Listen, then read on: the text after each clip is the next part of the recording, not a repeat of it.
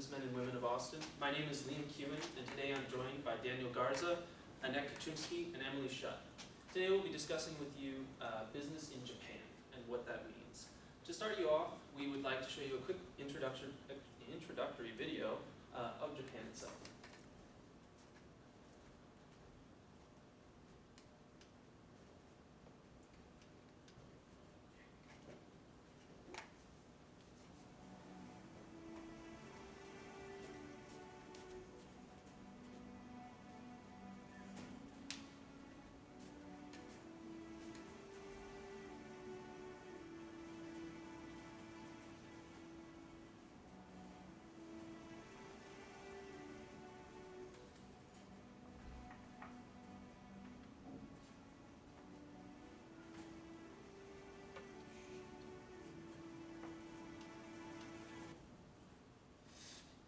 So as you can see, Japan is a very beautiful, lustrous country.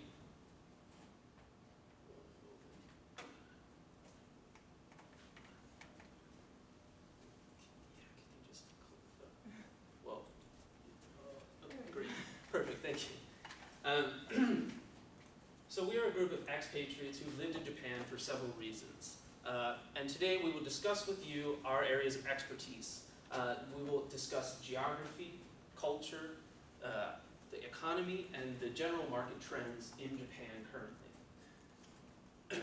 To start you off, we're going to talk about the geography of Japan. Again, my name is Liam, and I'm a geologist who's been based out of Japan for several years now.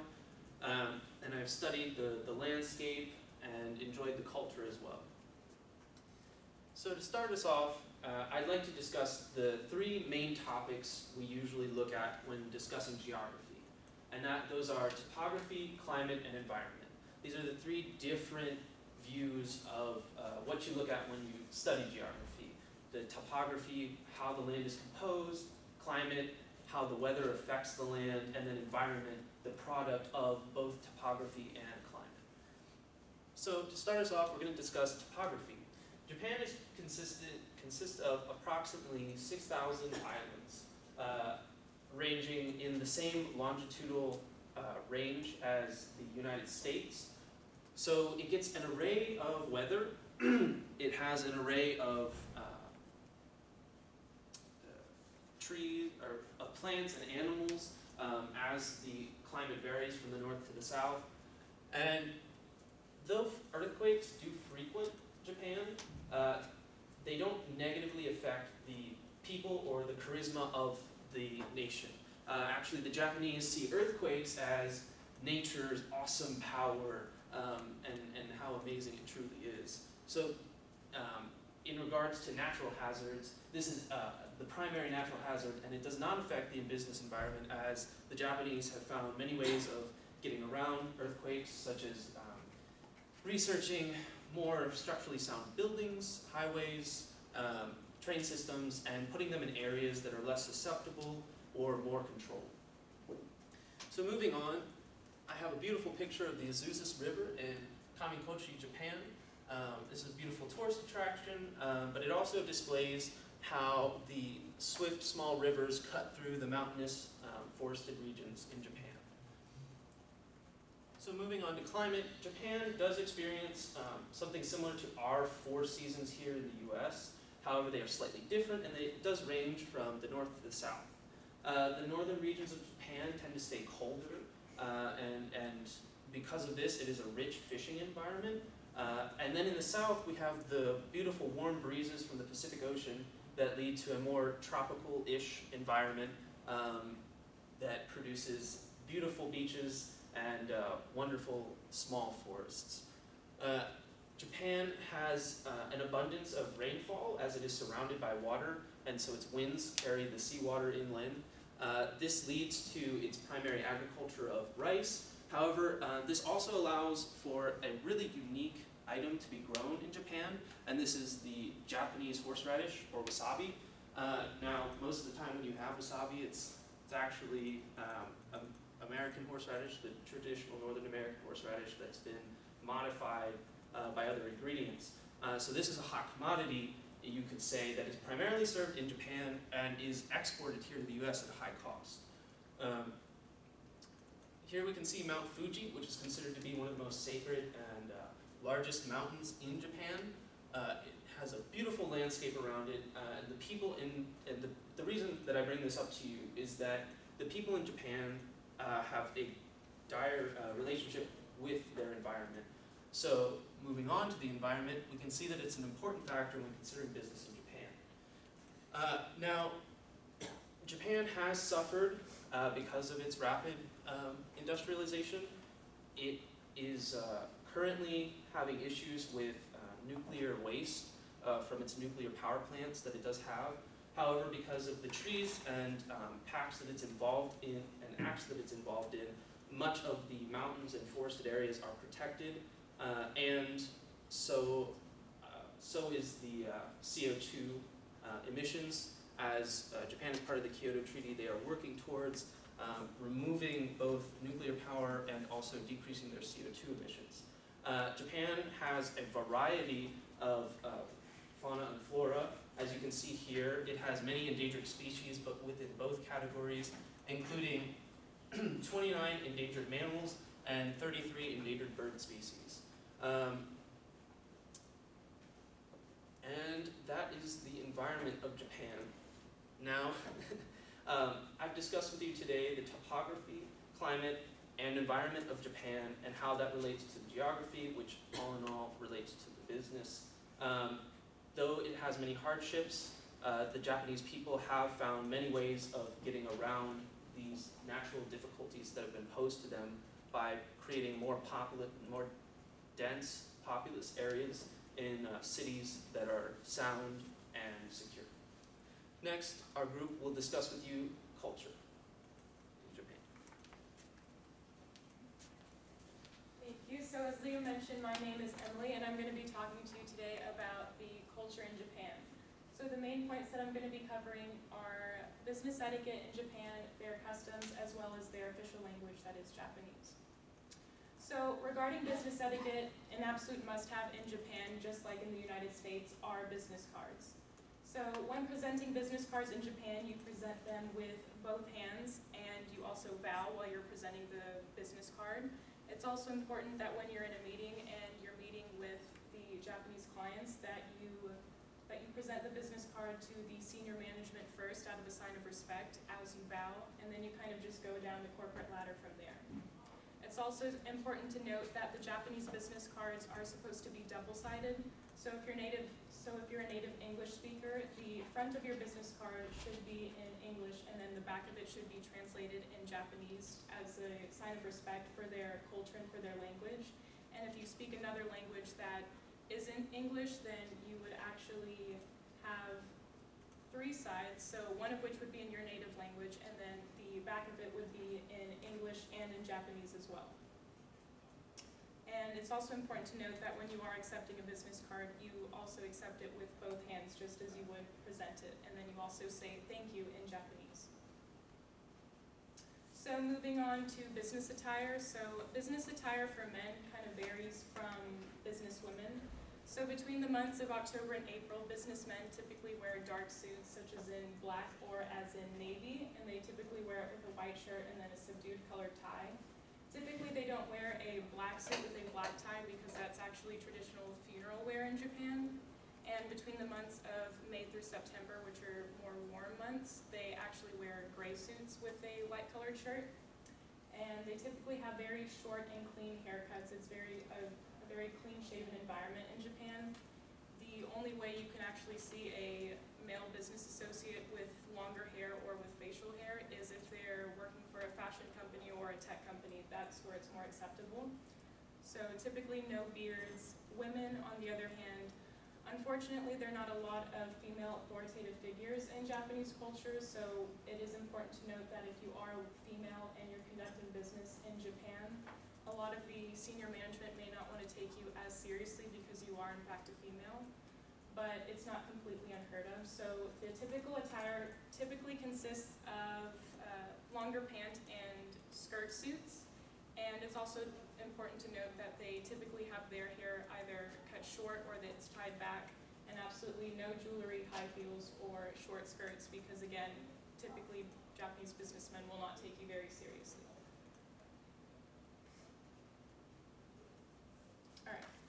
moving on to etiquette for an actual business meeting in itself. So when arriving to a business meeting in Japan, it's also very important that you arrive at least 10 minutes earlier. And if you are meeting with senior management, then you're actually supposed to meet even earlier than 10 minutes, just out of a sign of respect. So typically you call between 1 to 2 hours ahead of time to confirm that you are on your way, just again as a courtesy call. And if you are unfortunately running late, you must call at least 1 hour ahead of time so that you can reschedule the meeting time. They will not wait for you if you are late. So non-disclosures are actually supposed to be sent in advance, and that's typically because in Japan, they frown upon legal documents, and in Western society, it's kind of, you can't really conduct business without any sort of legal documentation, but they kind of get itchy around that. So if you are doing business and you require like a non-disclosure agreement, you have to send it in advance so they can have their attorneys look over it and they can see that there's no funny business and they know what to expect. So it's also important to have an agenda planned so that way the Japanese businessmen and women actually know what the meeting is about so they can prepare in advance.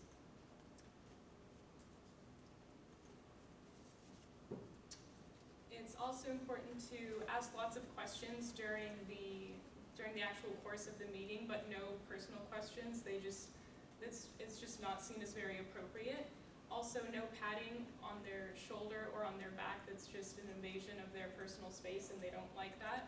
Also, no derogatory speech, especially if you're talking about a previous employer or employee, or even their competitors. It's just a big no-no in Japanese culture. So just avoid all derogatory speech of any kind.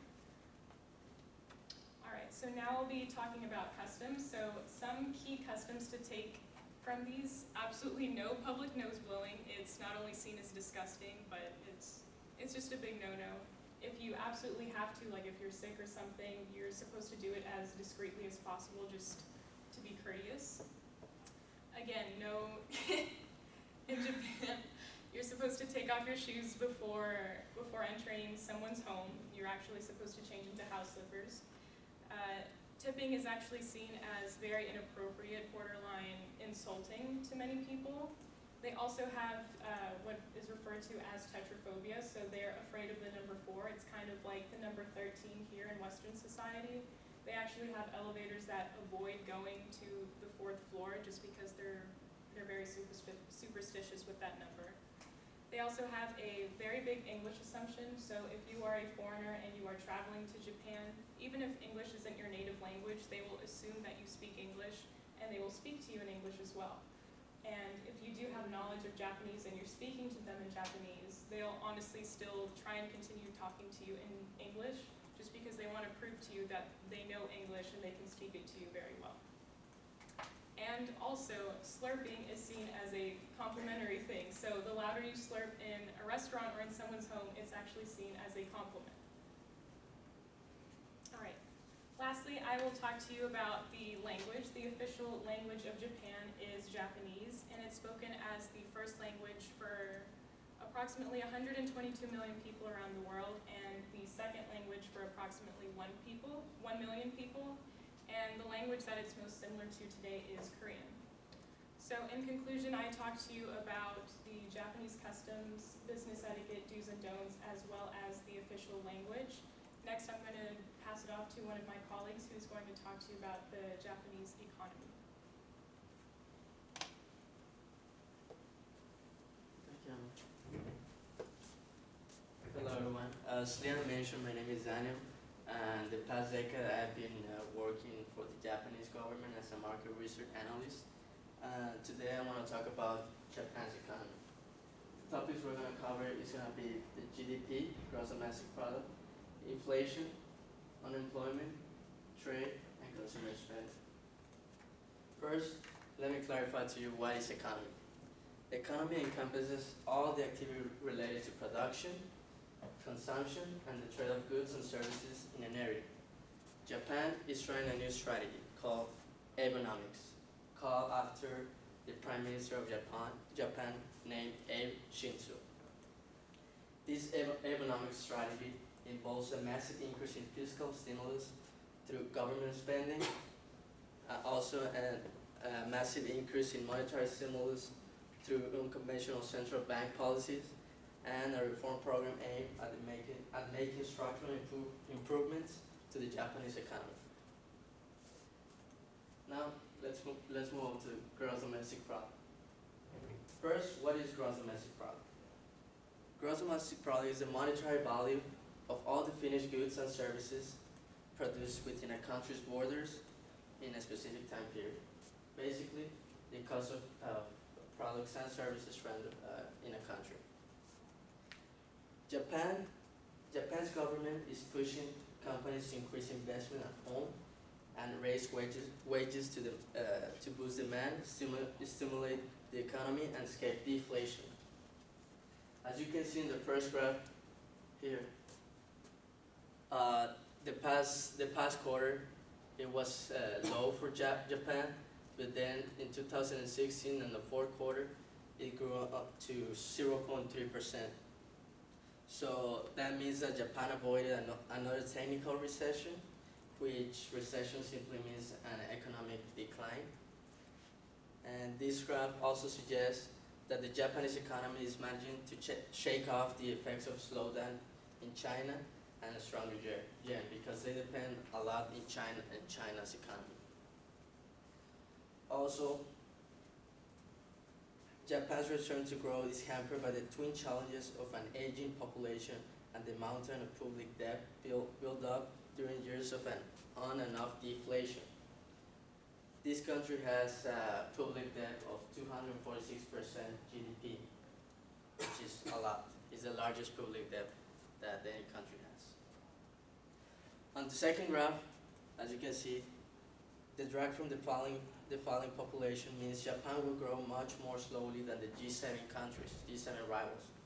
The G7 rivals are the most powerful economies in the world, which contains Canada, Italy, France, Germany, Japan, United Kingdom, and the United States.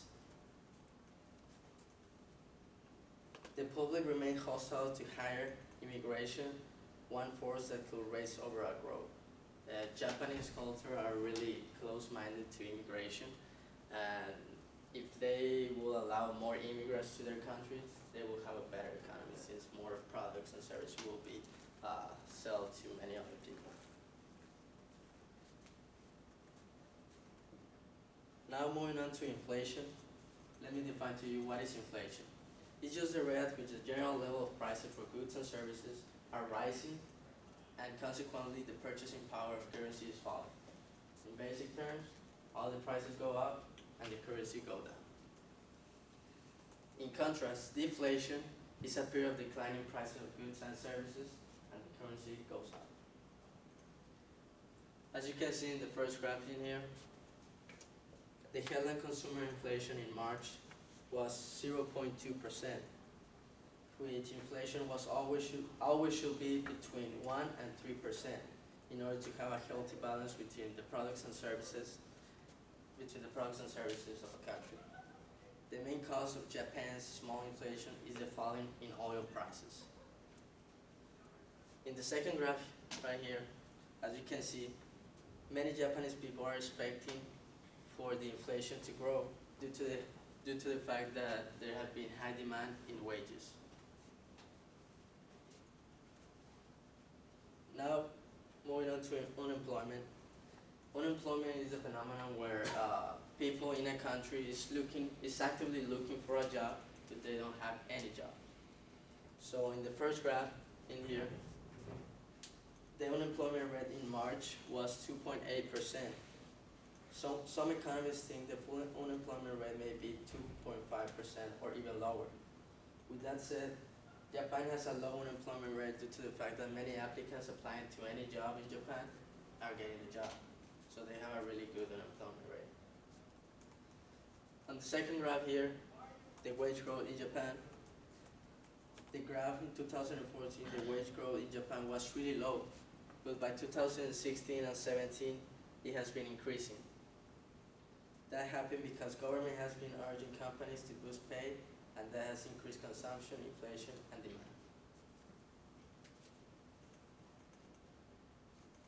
Now moving on to trade. Trade is just a basic economic concept involving the buying and selling of products and services, and having a compensation because of that.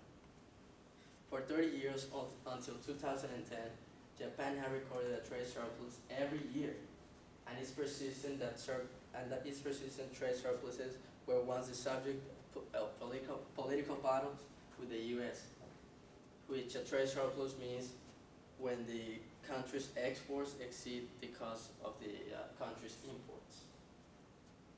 In 2014, Japan's trade deficit was the worst on record, as the weaker yen has meant the country has been hit by the painful rise in the cost of imports.